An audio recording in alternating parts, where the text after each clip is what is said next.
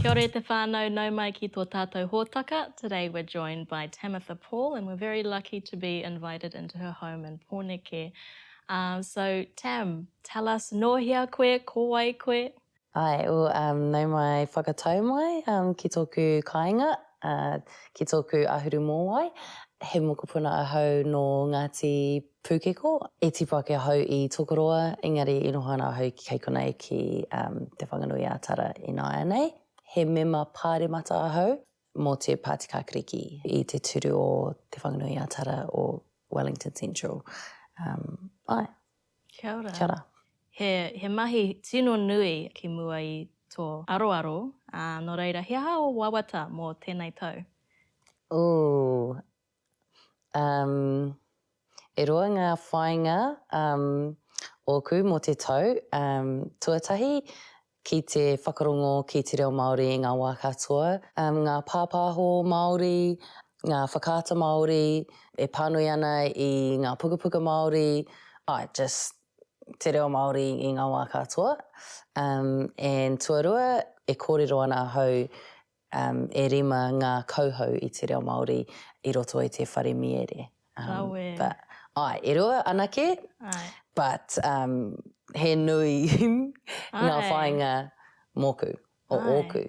Pai aua whāinga.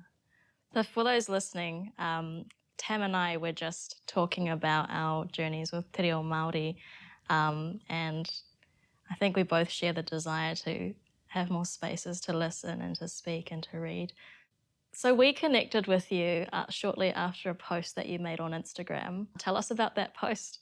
So the post I made was, I guess it was a coming out post to really talk about the health challenges that I was experiencing in the lead up to that operation. I've talked openly about my disabilities in the past, but not since I had become an MP. And since I became an MP, I guess my visibility or how many people know me has grown a lot. So for people who just had started following my mahi recently, it was a part that they didn't know a lot about. I think what made me want to do that post was probably the kōrero I was having with the doctors and nurses in the hospital at the time and just thinking, far out, you guys are dealing with a lot. What was the nature of the kōrero with the kaimahi? Frustration, the way that they're having to work at the moment and the challenges that they're facing, the way that they perceive the government, the way that they perceive their minister. And even, it was quite cool, after my surgery, some of the cardiothoracic specialists, I'm pretty sure, could be totally wrong on that, but they reached out and they were like, hey, I was one of the doctors that was able to do your procedure and just wanted to let you know that we are really struggling. There are not many specialists in the country that do this procedure, which is why you had to wait so long. So yeah, I guess just, it was quite nice that people felt that they could talk to me about what it's like for them. And I wanted to share that with people in a way that I thought people would really engage with. Yeah. And because my procedure had been delayed twice by strikes, and a lot of my friends in whānau in the last couple of years have had their own procedures delayed or cancelled because of strikes, a lot of them were quite frustrated about that. And I suppose I just wanted to put a different perspective out there about why it was okay for me.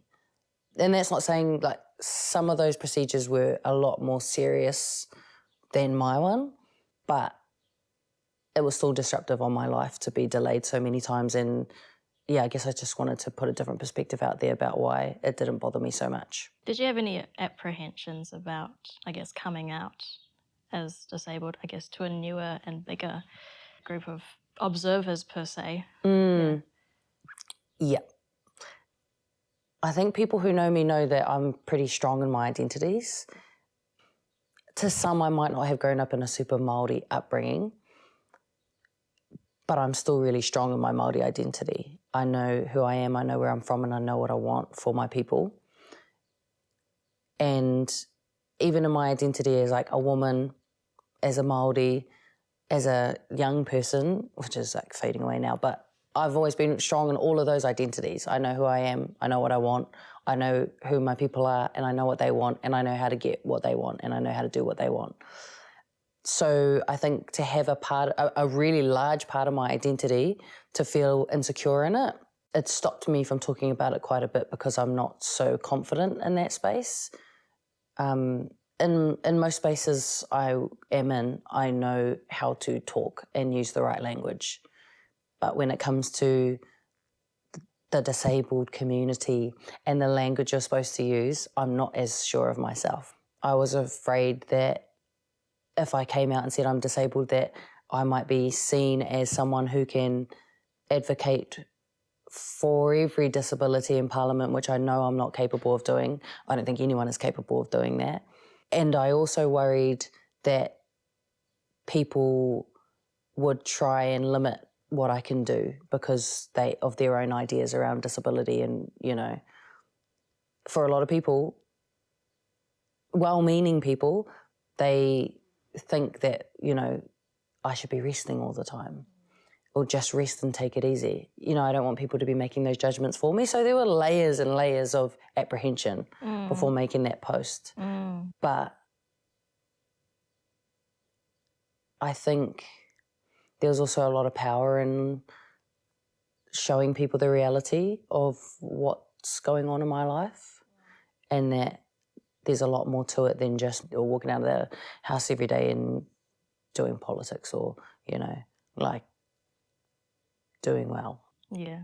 I feel you on that pigeonholing of disability, especially when your condition is invisible or you're high masking or you've got some days that are better than others, that if you want to identify with the disabled community, that you should be disabled and stop trying to be healthy. Yeah. That's a paradox that I've always struggled with, but it's really nice just to see a super extraordinary example of what living with disability looks like. You're not there to inspire necessarily.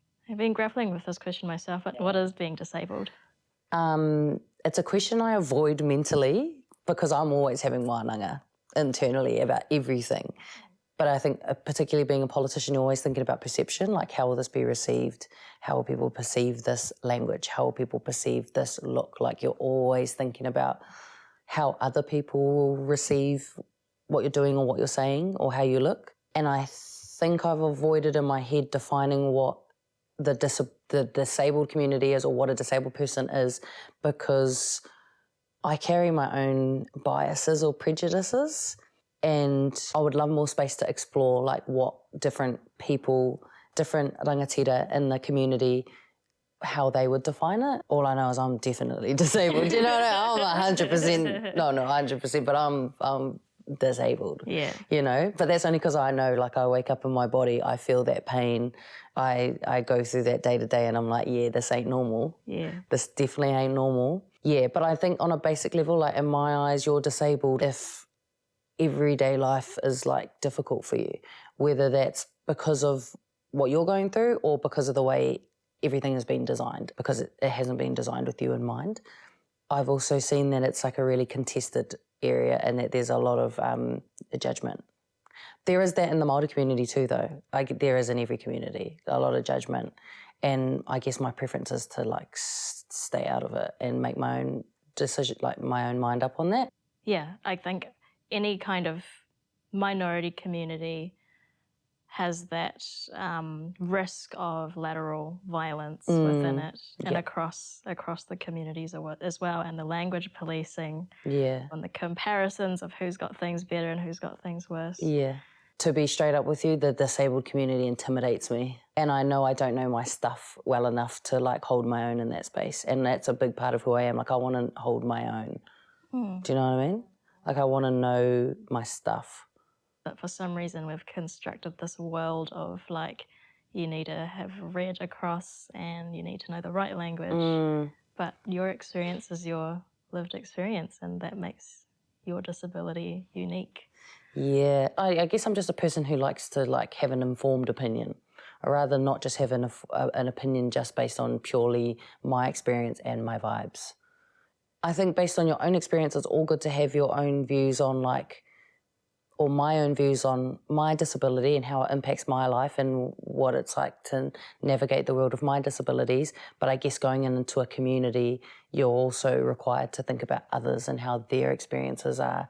And I think for me to walk comfortably or safely in that space, I just need to do a bit more homework. But it's also what I found a very generous community as well in terms of the mātauranga, the sharing of those experiences and the welcoming in. Like I think 99% of the messages I got after doing that post were really positive and really welcoming. Did you learn anything from that post? I got a lot of unsolicited advice, which I didn't look at negatively because I get people are just trying to help.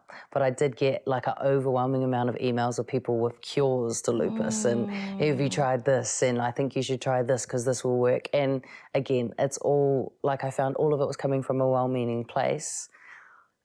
But in terms of what I learned that it was it's a part of my reality or part of my identity that I would like to share more of. It was like a overall positive experience. Like there was never a time after that where I was like, I wish I didn't share that. I wish I didn't say that because it was so positive. And I think it was very humanising, which you don't get a lot in politics. Like you are very much an object or a spectacle. So it was quite nice to feel quite human and quite seen. Yeah. And it gave me confidence. Like I feel more confident to speak about my experience. It kind of kicked my ass in a way to be like, use that voice a bit more. Like you can use it a bit more. You've got a platform, you should use it a bit more. But also trying to be like, don't be trying to do everything, you know? Like kind of in two minds, like speak up a bit more because this reality that you're speaking to is resonating with people. But then I'm like, oh, it's another thing on the plate. Because it's like another identity. Totally. Or it's another experience that I'm speaking into. And I try not to be everything to everyone, you know? Yeah. But it is also a big part of my life. And Yes. I wanted people to understand that. Yeah. Yeah. I remember reading that people with lupus die young. Like they die in their like 40s. And I had an auntie, but she was married into the family, like so we weren't blood related, but she had lupus and she died at like 42. And so in my mind, I just accepted the fact that my life would be a lot shorter than others, but that maybe I'm going to die when I'm 40. It was quite formative for me because that is why I've done everything so young, which is like a gift and a curse. Because I'm like, I've got one life and it might be short, so I want to do everything that I want. Like I want to live my dreams. But on the other side, the stress that comes with doing that is also taking from my whole order. Yeah. That's such a big thing to process at the age of Yeah. where you're tween. Yeah. No, hard out. Wow. But then what was tricky about it is my disabilities haven't really started to affect me on a daily basis until I'd say the last 5 years. So the diagnosis was there, but then I lived a relatively normal life. Like sometimes I'd get sick and it'd be a bit more hundies than others, but other than that was normal. And when I started uni 10 years ago, I was having conversations with my specialist at the time that I could come off my medication altogether. So I was actually like so much in remission that I didn't need to take medication anymore. Yeah, I'll say about 5 years ago, this is when shit started hitting the fan. Yeah. Yeah, which kind of coincides with my political career as well. But it's hard to tell. Like I could also be like this if I was working a different job as well. Yeah. Sure. But yeah, and now I would say where I'm at now is, it affects me every day, mostly in the form of pain. There's a lot of pain. Yeah. Pain is both like a physical and mental thing, right? And there's only so much you can do to manage it physically. What do you tell yourself about pain in your head? Yeah, pain is a biggie, because for me, my pain feels like my body's on fire. When it started being real bad, like the pain, I thought that it would pass. It would get to like 4 o'clock about in the day every day. and then I'd just start, like my body would literally cripple. So the pain would start in the joints and it would also be in my muscles, and then a couple hours would pass after 4 and then I like could not move. So I'd just be like stuck in bed, and it sucked because I lived in a flat. I was in the bottom, so there were like stairs. So I'd be like stuck and isolated to my room from a certain time every day. Now it's progressed to the point where like every morning I wake up and my body's like just stuffed, and it takes ages to like get it ready to do anything. The pain at first was terrifying because I was like, I'm never going to be able to date anyone because no one can even spend the night with me, because then from a certain point I'm not going to be able to move. And then they're going to be like, what the hell? Like they're going to want to cuddle me, they're going to want to do whatever, and I can't move. And then they're going to be like, what the hell, you're a freak, you're weird, you're sick, I don't want a life with you. And that was quite terrifying. So I was like, no one's ever going to want me, I'm broken, and I'm never going to be better. At the beginning I was like, this surely must get better, this must change, but it just hasn't. How do you go about, as a young person, explaining that level of pain or that level of accommodation that you need in the morning? I usually just don't tell them about that. The way I explain it to people who don't know anything really about autoimmune conditions is my body just attacks itself. So with the lupus, it thinks that there's always something going wrong, and it goes at the organs. And then with rheumatoid arthritis, it's the same thing except it goes at the joints. And yeah, my body hates me. I guess, does that change the relationship you have with your body when it's always in pain? No, because I think I have got the privilege that when I look at it in the mirror, like if I don't have hives, let's say, which lately has felt like just it never happens, and it sucks in summer because I'm like, insecure about like, rashes and stuff.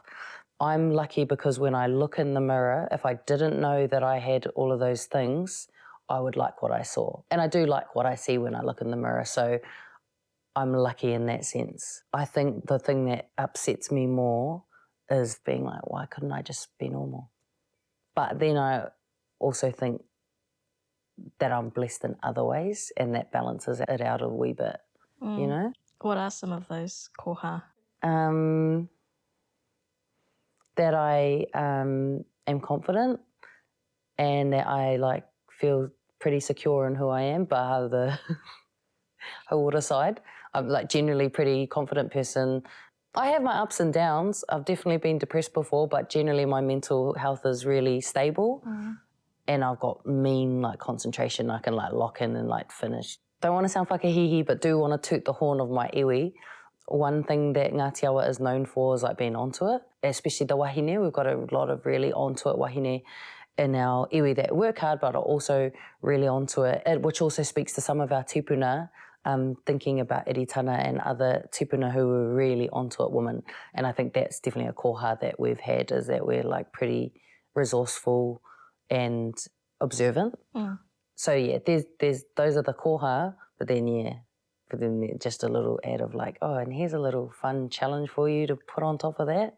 Yeah. Yeah, you can't have it all. Can't have it all. And honestly, in all honesty, this might be toxic positivity, don't know, but like if I were to look at it and if someone was like, you can have none of the positives, but you can have a normal body, or you can have the positives, but your body will feel like a prison at times, I'd probably take what I have.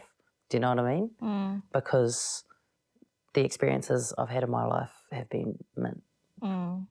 Whaka tino rangatiratanga tia tō hauora? Kia ha tera? Tō hauora.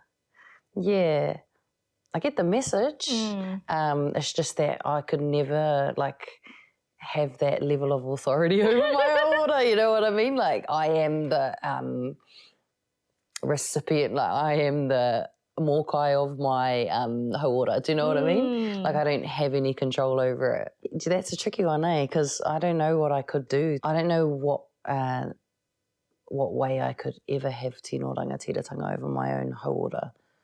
I rungo au te pauri o tō kōrero. Ia koe e kore ana, ko au te mōkai o tōku hauora. Yeah. Yeah, that's a bit grim. But I feel that. I get that. But there's something just so basically disempowering about the fact that, you know, your hauora is something supposedly that you should be able to control completely, but when we're not able to. We're so at the mercy of the public health system. Yeah, and our bodies. And our bodies, and whatever happened to our bodies and our ancestors of the past. At a surface level, it's like eat your 5+ a day, exercise, meditate, go to sleep early. I feel like it applies really well to like preventative stuff probably, and like your everyday stuff. And it could be applied to like your hauora hiningaro or your hauora wairua. But physically, like hauora a tinana, I feel like you're very beholden to what your body wants to do. I think that was a bit of a tough reality for me to swallow, is like I can eat the best diet according to this, and I can do all the exercises, do my medication, all of that, but it didn't really stop the train in its tracks, or just made it slightly better, but not, you know. And then I was just like, I would just much rather eat what I want to eat, what makes me happy, and exercise happily than put myself through something where I think that at the end I'm not going to feel this way anymore, you know? Yeah. Yeah, in my, uneducated and unmedical opinion, I've just found that through the people that I've met and talked to and connected with, that a lot of them are women of colour. But then also when I think of my friends or family members who have some type of autoimmune something or some kind of like persistent pain in their lives, they also have been through a lot. Like they've had quite hard lives or have had big, like rough childhoods or real traumatic things have happened to them. I'm not a medical professional, but in my observation, I think autoimmune conditions might also be like a physical manifestation of trauma or intergenerational trauma. Yeah. And I think that's where, Gabor Mate has been real useful in like putting that into language for me, because what he writes about feels right to me in the experiences that I've had.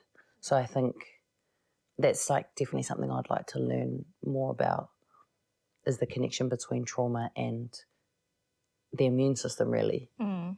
You know, your immune system, I guess when you think about it, is your physical body trying to protect itself against physical things, but I wonder whether it's also trying to protect you from mental things or things that you've been through or people in your life that are not good for you, whether it also tries to protect you against those things or maybe gets overactive when you're not in safe environments. But like, to me, that just makes sense. It makes sense that your body, even if you don't know it, is trying to keep you safe or trying to put you into a safe space. Kia ora. Yeah.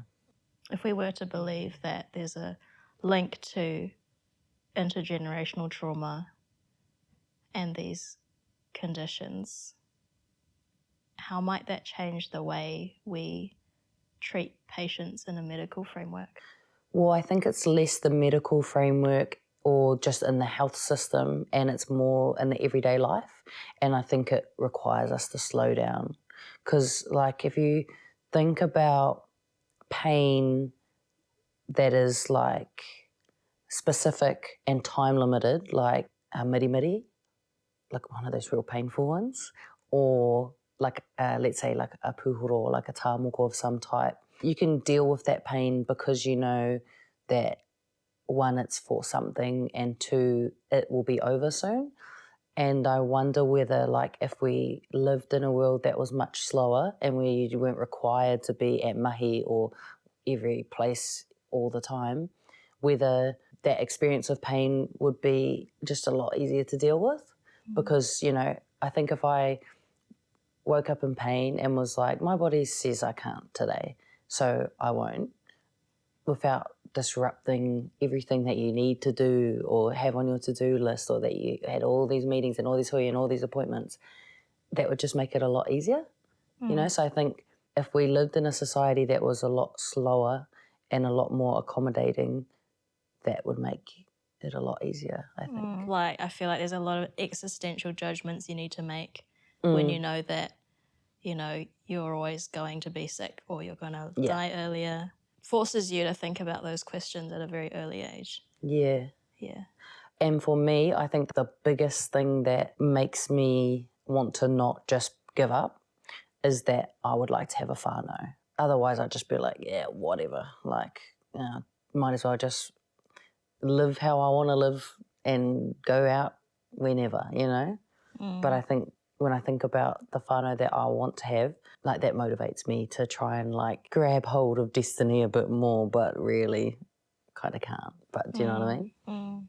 Oh, I think you kind of can. Yeah, try not to be too like morbid about it all. Yeah. Pasa whakamutunga. What is your disabled identity aside from what you experience medically? It's like a fire under my nono. You know what I mean? It's like, come on, like hurry up, like you don't have as much time. And sure, some people might say that's like problematic, but it's, I think, served me kind of well. It sounds real cliche, but it has reminded me how like precious and short life is. And I think a lot of people don't have that fire under their ass. So I'm quite grateful for that. It's helped me have deeper connections with other people because I could have nothing in common with somebody, but just through that experience, we can really connect. It's brought me closer to my friends who also live with pain, really closer to them. It's helped me to like explain to my friends who don't have these challenges, one, like what it's like in this reality, but two, that we're just as capable of doing everything. And I think it's made me a more patient person, because I think that's one of the big things is like you have to be patient when you're disabled, because you don't know when you're going to be better, and you got to wait for the appointments. You're just waiting, always waiting, and always not knowing. Like I feel like there's a lot of not knowing that you have to become comfortable with. You know, we were talking about before, we might never know what the cause of some of these things are. We might never be able to pinpoint what in our lives might have triggered things, and you just got to be okay with that. Yeah, sure, I might wake up one day riddled with tumours or something because of the lupus, but I wouldn't even know. Like, do you know what I mean? Like, I won't know and I can't know, so you just got to be okay with that. Yeah. Kia ora mahuika. Mi o mai kuku a tāhua. Tēnā rau atu koe I tō whakaro nui me o kōrero kia hāpai I te whānau whaikaha me o mahi I te ao tō rangapu hoki. Nō reira, tēnā rau atu koe. Ioha. For more stories like this one, visit thedlist.co.nz.